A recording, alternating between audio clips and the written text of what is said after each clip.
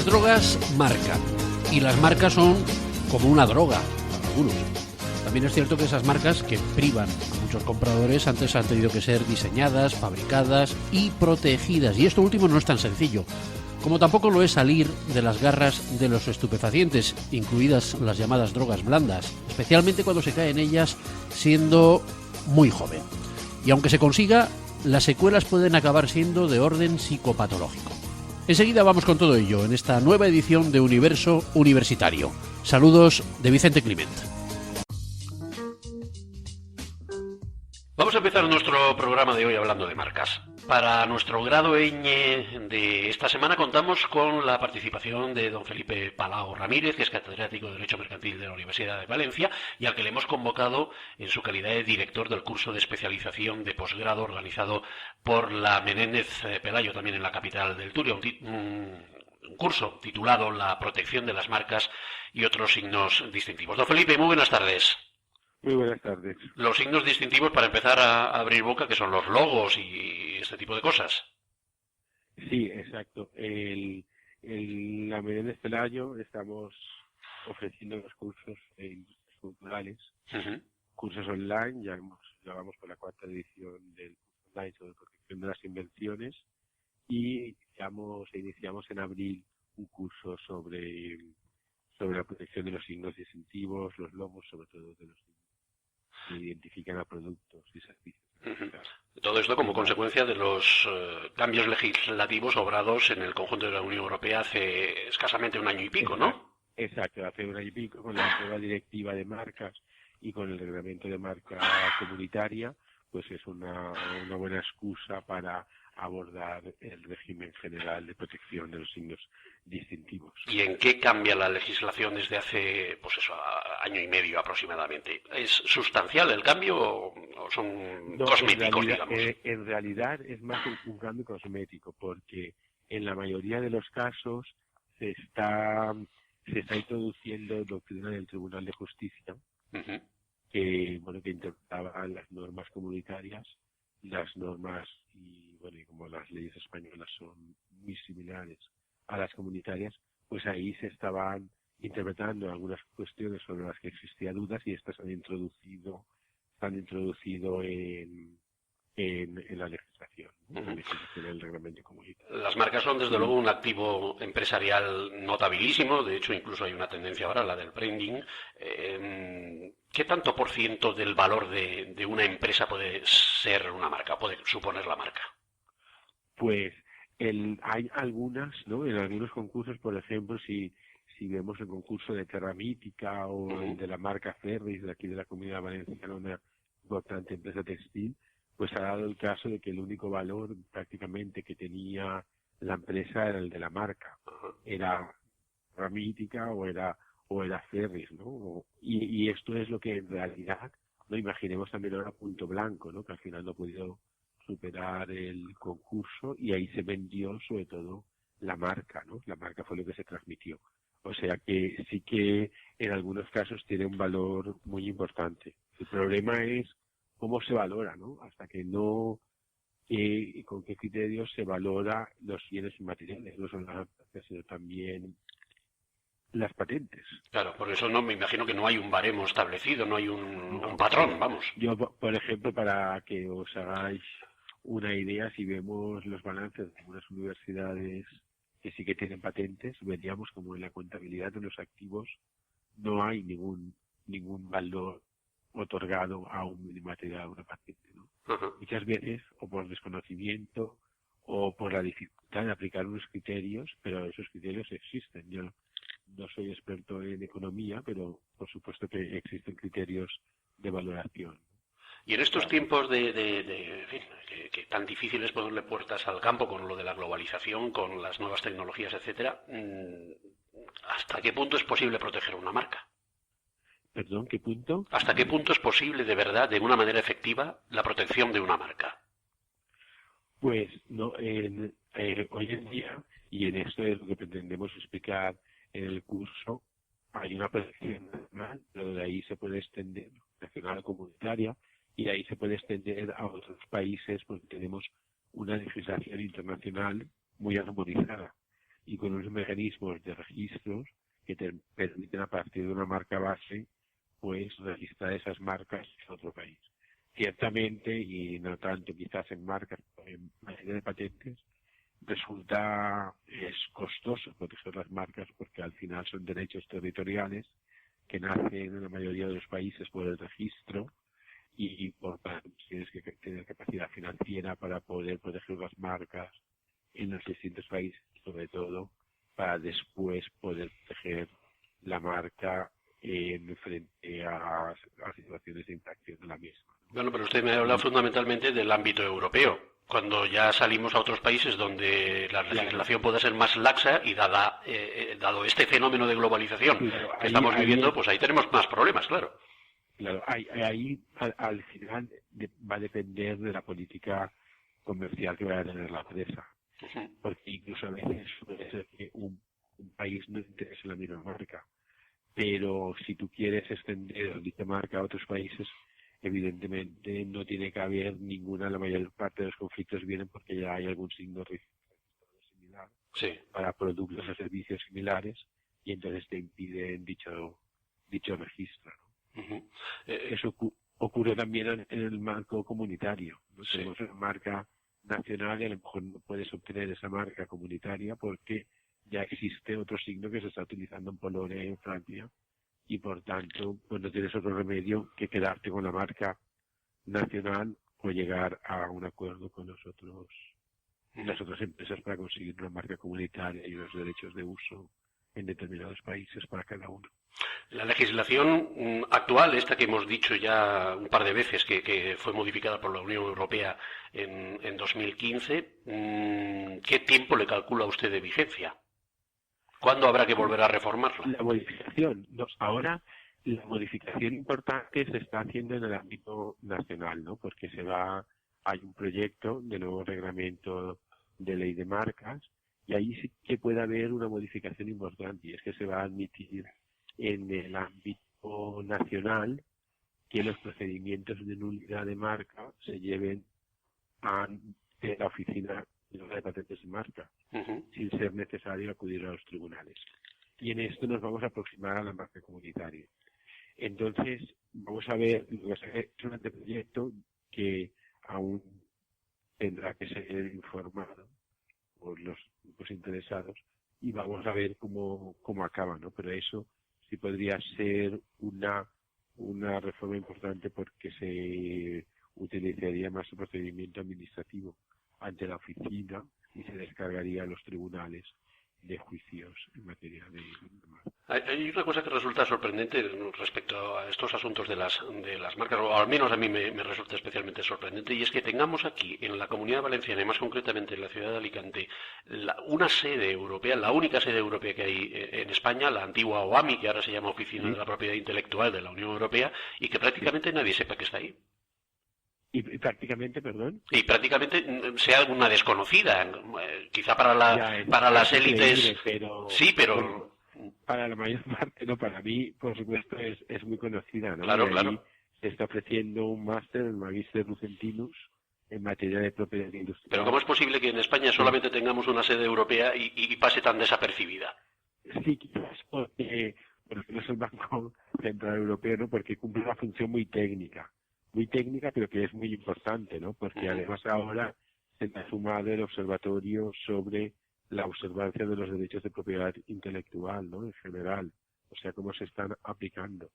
Y la verdad que alrededor de la UIPO sí que hay muchos despachos de abogados en Alicante. Sí. Y sí que hay una actividad universitaria importante con el máster y ahora también con un doctorado europeo entre las ciudades más importantes de Europa que ofrecen másters de propiedad intelectual consolidados, ¿no? Yo creo.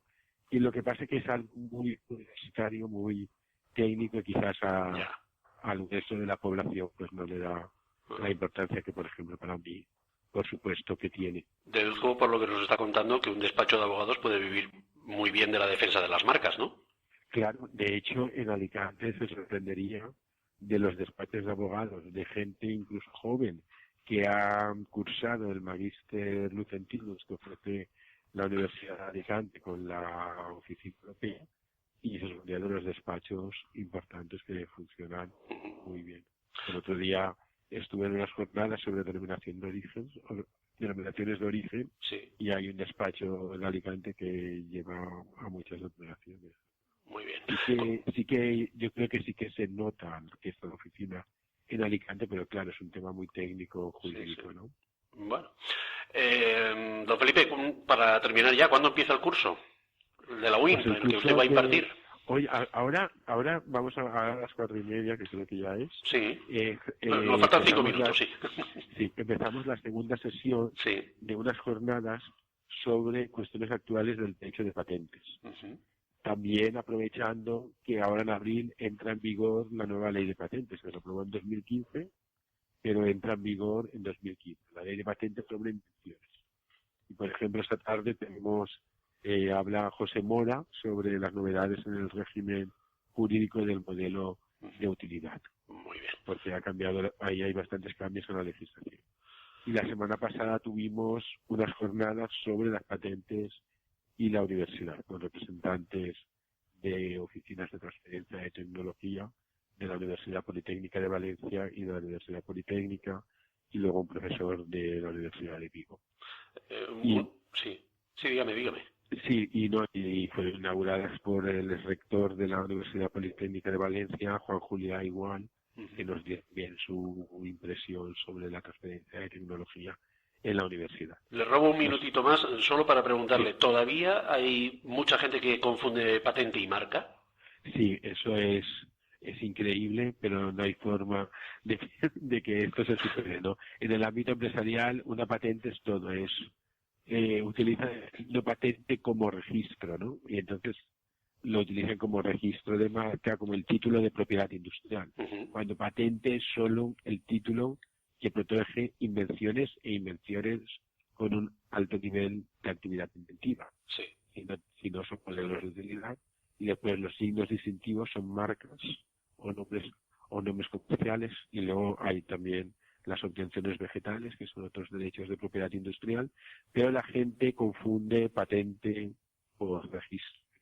Sí. Quizá como teníamos la oficina de patentes y marcas, aquella famosa, pues igual asocian las dos ideas y no hay manera. De ahí se asocia, claro, pero se llama de patentes y marcas, pero también se registran diseños, por ejemplo, que es otra modalidad de propiedad industrial distinta, ¿no? Muy bien. Y ahí sería interesante, yo creo que hay que hacer una labor de difusión entre empresarios e ingenieros para distinguir bien los distintos bienes materiales y las formas de protección.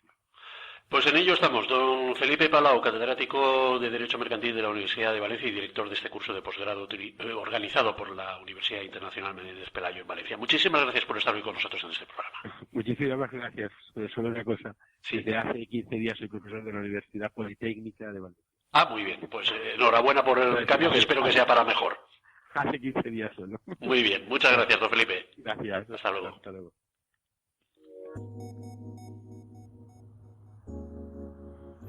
Hubo un tiempo en el que fumar algo más que tabaco y beber algo más que refrescos era casi signo de intelectualidad y no digamos ya de modernidad.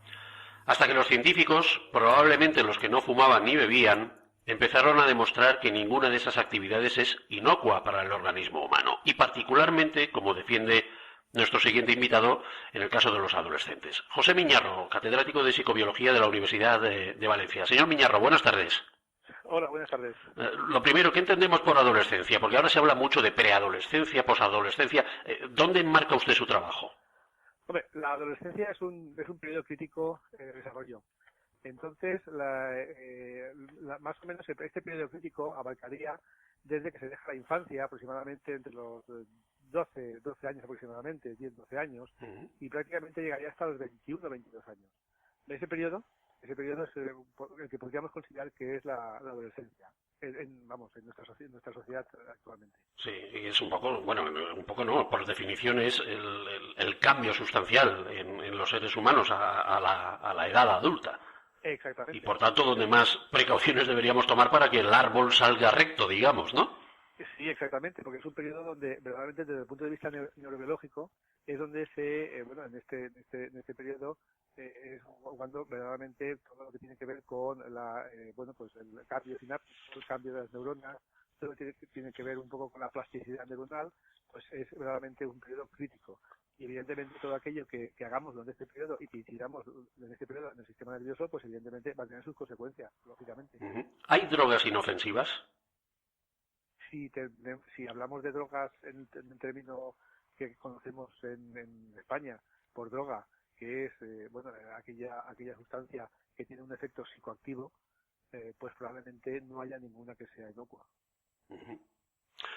Incluimos ahí, en fin, no sé, ¿dónde ponemos el límite? Usted decía los usos y costumbres aquí en España, pero ¿alcohol también lo podemos considerar droga? Sí, claro, por supuesto. Posiblemente el alcohol sea una de las sustancias más tóxicas que existen. Lo que sucede es que, desde el punto de vista cultural y sociológico, pues es una sustancia, es una bebida al cual los occidentales y en España particularmente estamos acostumbrados. Y evidentemente, pues acostumbrados sobre todo en las bebidas que pueden ser sociales, ¿no? En las bebidas en las cuales pues lo tomamos durante celebraciones, durante comidas, durante cenas, etcétera, ¿no? Entonces, claro, ese tipo de consumo es un consumo que, que en principio no tiene por tener ningún tipo de efecto contraproducente si se toma en esas circunstancias y en esas cantidades, lógicamente. Sí, o sea que se puede considerar alimento, como defienden los productores de vino y de cerveza. No, alimento no es un alimento, es un tóxico. Y como sabes, un alimento no se puede, desde un punto de vista científico, nunca se puede considerar algo. Pues desde el punto de vista de la hacienda pública tiene incluso tratamiento diferente a los alcoholes destilados. Por supuesto. Pero eso habría que preguntárselo entonces a la hacienda pública. Ya, no, claro. Pues lo haremos en cuanto tengamos la oportunidad. ¿Qué consecuencias tiene? Bueno, primero, antes que las consecuencias, ¿cómo hemos tardado tanto en darnos cuenta de que las drogas y el alcohol perjudican, especialmente en estas edades que estamos contemplando, de cara al futuro desarrollo de la persona? Bueno, la verdad es que yo creo que ya hace bastantes años que nos venimos dando cuenta de los efectos que pueden tener estas sustancias psicoactivas en el cerebro de los adolescentes. Y yo creo que hay científicos, y no solamente científicos, sino publicaciones desde hace bastantes años que ya nos indican las posibles consecuencias a medio y largo plazo del consumo de este tipo de sustancias, ¿no? Y hablo de sustancias tanto del tabaco, del alcohol, como del cannabis, como del éxtasis, cocaína, etcétera. Quiere decir que realmente desde hace años... Sí, pero desde hace años era a partir de los 90, porque en los 80 y no hace... Vamos, con ver las películas de Almodóvar lo tenemos claro. En los años 80 estaba a la orden del día y parecía incluso signo de modernidad, como decíamos en la introducción. Sí, no, por supuesto, ¿no? Y eso también incluso va muchas veces en las modas, ¿no? En sí. Las modas y lo que uno quiera también saber acerca de estas sustancias. Pero ya te digo, yo creo que hace ya bastante, no solamente los 90, sino los 80, incluso los 70, sí que se sabía perfectamente qué es lo que estas sustancias provocaban, sobre todo en la adolescencia. Posiblemente lo que sí que hemos visto durante los últimos años, no solamente lo que estas drogas pueden hacer durante la adolescencia, sino los efectos a largo plazo que estas drogas pueden tener. Los efectos a largo plazo me refiero cuando ya el sujeto es adulto. Y es decir, he tenido una experiencia previa en la adolescencia con ese tipo de drogas. Por ejemplo, ¿qué efectos podrían ser? Quizá lo más novedoso. ¿Perdón? Sí, no, que eso es quizá lo más novedoso. Lo de los efectos a medio y largo plazo. Exactamente. ¿Cuáles podrían ser esos efectos? Quiero decir, ahora que, por ejemplo, hay una sensibilización especial contra ciertos tipos de violencia, la violencia de género, los acosos, etcétera. ¿Las drogas y el alcohol podrían tener algo que ver con todos estos fenómenos o no? Hombre, sí que es verdad que, sobre todo el alcohol, quizá y en menor medida otras drogas, pero especialmente el alcohol, sí que puede estar implicados en muchos de los fenómenos que tú me estás comentando. Es decir, tanto puede ser violencia de género y evidentemente todas aquellas incluso conductas sexuales de riesgo también pueden tener cabida dentro de este tipo de efectos, ¿no? Del consumo de alcohol. Sí. Y de hecho es así, en un porcentaje considerable realmente el alcohol está presente. Y digamos ya, por ejemplo, en los accidentes de coche, ¿no? Claro. Otro tipo de accidentes. Sí. Pero bueno, cuando hablaba usted de las consecuencias a medio y largo plazo, me imagino que se refería también al propio organismo humano, ¿no? Sí, no, claro, cuando me refiero a medio y largo plazo, me estoy refiriendo sobre todo a que un sujeto, un adolescente, en este caso, consumidor, por ejemplo, típico, como tú sabes muy bien, de botellón o de este tipo de conductas en este momento, de consumo intensivo de alcohol durante la adolescencia, pues sí que puede tener, de hecho, bueno, pues parece que es así, a medio y largo plazo, pues problemas académicos evidentes, de rendimiento, cognitivos, y además sí que se ha visto, bueno, en estas personas, ¿no?, que realmente pues tienen déficits cognitivos, es decir, tienen problemas de aprendizaje importantes. Y también se ha visto no solamente con el alcohol, sino por ejemplo también con el cannabis, ¿no? Es decir, el consumo de cannabis en la adolescencia. Y especialmente también cuando el consumo es de estas dos sustancias a la vez. Cuando yo era joven, de lo cual hace ya algún tiempo, desde luego, había, en fin, los apologistas del cannabis que decían que era como un cubata, que tomarse un porro era como tomarse un cubata. ¿Esa equivalencia existe? No, en absoluto. En absoluto, y además hay también otro de los mitos, ¿no?, que existen con respecto al cannabis, por ejemplo, y es que el cannabis es más como un producto más natural que el tabaco, ¿no?, en el sentido de que tiene como bueno, pues está como un cultivo natural, orgánico, entre comillas, ¿no? Entonces, sí, la verdad es que bueno, pues realmente casi los mismos componentes que tiene el tabaco los tiene el cannabis, ¿no? La hoja del cannabis y la hoja del tabaco, sobre todo en la combustión. Es decir, que realmente es muy parecido. Y de hecho, si comparamos el tabaco con el cannabis, pues algunos de los componentes, incluso cancerígenos, los tiene más el tabaco, y otros, sin embargo, también cancerígenos tiene más la hoja del cannabis, con lo cual, evidentemente, quiero decir, hay también un mito muy extendido, ¿no? Y además provocado muchas veces, no sé por qué tipo de presiones, ¿no?, en ese sentido. Es decir, bueno, realmente no es así. Tanto el tabaco como el cannabis tienen prácticamente, con pequeñas diferencias, los mismos componentes tóxicos y los mismos componentes que pueden ser cancerígenos a medio y largo plazo. ¿Cuál es la tendencia actualmente entre los adolescentes? ¿Vamos a más, a menos en cuanto a consumo de estas sustancias? Perdón. La tendencia actualmente entre los adolescentes españoles es a mayor consumo, a menor consumo, a mayor concienciación. Lo escucho, lo entiendo, pero no hago caso. O, en fin, ¿cómo? Sí. Bueno, a nivel general, lo que podría ser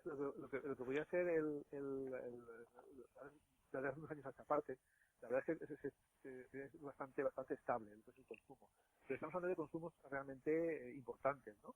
Porque estamos hablando posiblemente casi de un 80% de adolescentes que están consumiendo entre los 14 y 18 años, pues un 80% consumen alcohol. Consumen alcohol de una forma bastante importante. Pero ese 80%, ¿qué cantidades de alcohol, de qué cantidades estamos hablando? O sea, un 80% durante los 12 últimos años de los jóvenes entre los 14 y los 18 consume alcohol en cantidad excesiva o significativa, o ¿cómo lo podríamos definir? Sí, podríamos decir que lo que sería el atracón, o sea, porque el 80% consume alcohol, más o menos, ¿no? Sí. Unas cantidades que podríamos llamar moderadas, más o menos, ¿no? Moderadas que puede ser un cubata a la semana, 2 al día. Sí, más o menos. Más o menos sería una bebida a la semana o 2, que es más o menos los fines de semana. Vale. Pero cuando hablamos ya, por ejemplo, del atracón o del binge drinking, que es lo que seguramente es lo más importante, ahí estamos hablando más o menos de un 30%. Y el binge drinking se caracteriza como mínimo con 5 bebidas más o menos seguidas en menos de 2 horas. Caray, 5 en menos de 2 horas. 5 en menos de 2 horas, ¿no? Entonces, 5 pueden ser en menos de 2 horas, pero a continuación pueden ser otras 5. Sí. Entonces, más o menos estamos hablando de que eso lo practican aproximadamente un 30%. Ya te digo que son datos de la Delegación del Plan Nacional sobre Drogas. Sí. Y además, de ese 30% más o menos que hace binge drinking, pues se sabe también que más o menos, ¿no? Pues el 21%, 25% más o menos también consumen carne. Y esa tendencia o sea, se ha quedado estable durante los últimos años. Más o menos estable. Y sobre todo, yo creo, vamos, es mi opinión, ¿no? Yo creo porque también hay una muy baja percepción al riesgo de este tipo de drogas. Claro, porque si esa estabilidad lo que está revelando es eso, que las campañas de concienciación llegan hasta donde han llegado y hay un umbral que es difícil de traspasar. Sí, y sobre todo porque te encuentras también muchas veces a familiares y grupos familiares, los padres, pues en cierta medida alguna vez han consumido cannabis, e incluso consumen evidentemente alcohol, y bueno, no les parece tan perjudicial, ¿no? O no les parece tan importante, ¿no? El hecho de consumir este tipo de sustancias, que aunque una es ilegal y la otra es ilegal, pero prácticamente están muy disponibles, ¿no? Sí. Entonces, esa presencia tan importante hace que también disminuya esa percepción de riesgo, ¿no? Lo que está presente parece que siempre nos lo tomamos como un poco, bueno, pues no, inocuo, ¿no? No tiene, si está ahí y se vende es porque no pasa nada. Volviendo a los efectos sociales, hemos visto hace poco un informe, un estudio de tres investigadores valencianos, el señor Uceda, el señor Navarro y el señor Pérez Cosín, que relacionan el consumo de drogas y el incremento de la delincuencia precisamente en esta etapa de la población. Y dicen más estos señores, especifican, por ejemplo, cosas como que el cannabis se asocia a trayectorias delictivas iniciales y la cocaína a trayectorias ya consolidadas. Hombre, yo no he leído el informe y sí que es verdad que son compañeros de la universidad, de otra facultad, ¿no? Sí. Y no he llegado a leer el informe, y de hecho lo tengo por aquí en la mesa y no lo he, vamos, sinceramente no lo he leído. Sí. Pero le cuadra esto, ¿no? Sí, me cuadra por dos situaciones concretas. Y eso tiene que ver también un poco con lo que se ha venido llamando lo de la puerta de entrada al consumo de drogas más importantes a través de drogas menos importantes, ¿no? Como puede ser tabaco y alcohol y después pues cannabis y después cocaína, ¿no? Y sí que es verdad que hay como un cierto riesgo, ¿no? ¿En qué sentido? Un cierto riesgo social. Es decir, las personas que en cierta medida pues toman alcohol o toman tabaco, pues más o menos están dentro de un contexto social más o menos, vamos a llamarlo así, si me permites, normal, ¿no? ¿no? Conforme esto se va avanzando, cuando empiezan a tomar cannabis, ya está en un contexto más reducido y un contexto en el cual no es de delincuencia, evidentemente, pero sí es un poco más apartado de lo que puede ser la norma. Y eso evidente pues conlleva una serie de necesidades. Y si eso pasamos un poco al consumo de cocaína, pues es evidente que ya nos adentramos en un mundo un poco más restringido, en el cual evidentemente puede haber una subpoblación ahí que evidentemente pues tenga una serie de particularidades, en este caso, bueno, pues de riesgo de delincuencia, de riesgo de otro tipo de conducta. ¿Cuántos dan el paso? De ese primer estadio que sería alcohol, cannabis, a los siguientes, cocaína y otras drogas, ¿cuántos dan el paso? ¿Cuántos se quedan en el primer estadio? La verdad es que cuando hablamos de lo que es adicción, es decir, de lo que es adicción, estamos hablando de más depende de qué droga, ¿no? Sí. Estaremos hablando entre marihuana estaríamos hablando de un 15% más o menos. Es decir, tenemos 100 personas de consumo regular, 100 personas de consumo regular, por ejemplo, de marihuana, sabemos nosotros que un 15% más o menos van a convertirse en adictos, ¿no? Nosotros como adictos. De alcohol estamos hablando de un 10% más o menos que serían alcohólicos. De cocaína estamos hablando de un 20% más o menos de personas consumidores regulares de estas sustancias. Y a usted se le ocurre, ya prácticamente para concluir esta entrevista, se le ocurre cómo bajar estos niveles, cómo poder luchar contra estos problemas de adicción y de consumo de drogas de una manera más efectiva que hasta ahora? Sí, yo creo que los programas de prevención que se están llevando a cabo, yo creo que en cierta medida, bueno, pues intentan, ¿no? Intentan un poco el disminuir el consumo. Yo creo que hay una cosa fundamental y que yo creo que tanto vamos a llamarlo así, autoridades o las personas que se dedican a este tipo, y que yo creo que lo hacen, ¿no? Que se dedican a este tipo de programas, ya te digo, yo creo que lo hacen es fundamentalmente la información. Lo que hay que dar a los chavales, es información. Es decir, evidentemente después cada uno tiene la libertad de hacer un poco lo que... Pues como no sea a través de YouTube, me parece que no les va a llegar. Sí, bueno, pues hay que hacerlo a través de YouTube, hay que hacerlo a través de las redes sociales y hay que hacerlo a través de los medios que por hoy, pues todos, yo creo que todos estamos un poco utilizando, ¿no? Y un poco nos comunicamos así. Yo creo que es donde hay que hacerlo. Y ya te digo, y no exponiendo cuestiones de tipo moralista, que no tiene nada que ver, sí. cuestiones que tienen que ver nada con la libertad de un individuo, no, tiene que ver simplemente con una información real de lo que sucede en este momento con estas sustancias, qué es lo que está sucediendo y saber perfectamente que este tipo de sustancias, pues con el consumo regular de estas sustancias puede provocar en un determinado momento un problema adictivo importante. De hecho, ya te digo, en este momento cuando hablamos, por ejemplo, de no solamente de programas, sino de personas que requieren asistencia por adicción, en este momento el primer tipo de recurso recurso que hay para contrarrestar esta adicción es para el cannabis. Y los chicos en este momento acuden a las FUCAS, en este caso, a las unidades conductas adictivas, bueno, con el cannabis como un problema en su repertorio conductual. Pues aquí lo dejamos, esperando tener nuevos datos que comentar con don José Miñarro en una próxima ocasión, catedrático de Psicobiología de la Universidad de Valencia y experto en estos temas de consumo de alcohol y de cannabis en adolescentes. Señor Miñarro, muchísimas gracias y muy buenas tardes. Muchas gracias.